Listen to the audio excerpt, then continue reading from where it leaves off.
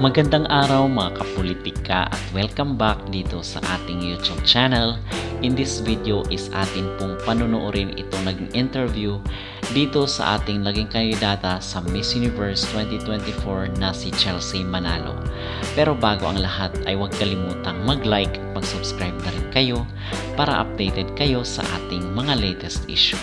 So kung nitong nakarang araw is dumating po dito sa ating bansa ang ating naging kandidata dito sa Miss Grand International na si CJ Opiasa, ngayong araw naman po is dumating po itong ating naging pambato dito sa Miss Universe 2024 na si Chelsea Manalo at naiuwi niya po ang karangalan bilang Miss Universe Asia at kauna-unahan dito sa Miss Universe 2024. At dito mga kapolitika ay inilahad niya rin ang kanyang mga susunod na plano at the same time yung kanyang pakikipagtrabaho dito sa Miss Universe organization. At nabanggit dito ni Chelsea Manalo na baka sa May ay magkakaroon sila ng charity work dito sa nasabing beauty contest.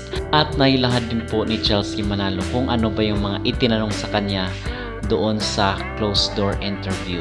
So, narito na po ang ating naging kandidata dito sa Miss Universe 2024 at naging Miss Universe Asia na si Chelsea Manalo. Now we're representing not just Philippines but the whole Asia.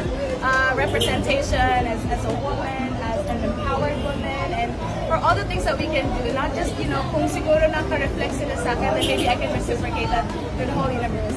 Ano yung plans nila for Miss Universe Asia? So the plans for Miss Universe Asia or for the whole Continental Queens is to work with the organization, with the charities, with social projects, and at the same time we will be traveling as well with the Miss Universe, Miss Denmark Victoria, and siguro we will be going around Asia first, and then by next year na May, I know I have a Europe tour. Chelsea, during at any point in the competition, did you feel any hint that the organization is eyeing on you because they wanted you to be a Miss Universe Asia? I think I had that feeling na alam mo yun, the Philippines is really strong this year kasi of course we made history here in the Miss Universe Philippines. I was making history, so when I went there I was working really well with the organization, showing them my authentic side, my personality. They really liked it. I heard from the closer interview, they really like my personality kasi each and every seat kasi doon iba-iba yung judge. And then I remember I told myself in every seat I have to show my best personality. So I was able to sing pa sa isa sa mga judges. I had to sing A Whole New World kasi they did remember and tell me na, oh, Filipinos love to sing.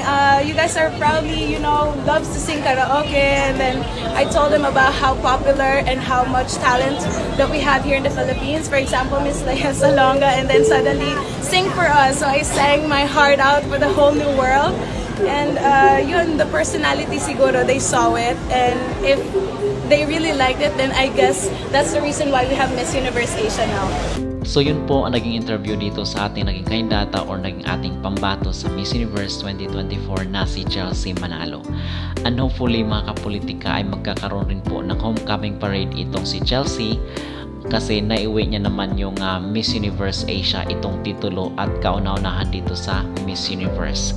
Kagaya doon kay CJ Opiasa na kung saan is napakabongga talaga at grabe yung pagtanggap yung dagsa ng mga tao ay dapat ganun rin po ang ating suporta rito sa ating kandidata na si Chelsea Manalo kasi merong mga komento mga kapolitika na kung saan ay gusto nila itong si Chelsea but meron silang hard feelings dito kay Anjak Rotative. So okay po yun na suportahan natin yung ating kandidata kasi Pilipina rin naman yan, and then siguro ay maging kontento na rin tayo kasi itong beauty contest ay hindi naman lahat ng pagkakataon ay para sa Pilipinas.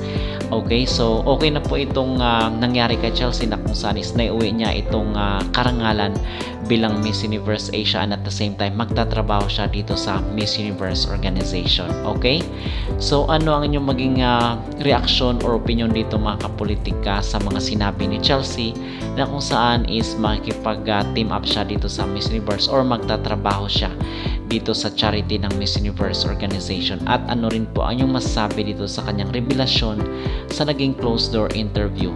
Mag-comment down below at huwag kalimutang mag-like at mag-subscribe na rin kayo para updated kayo sa ating mga latest issue.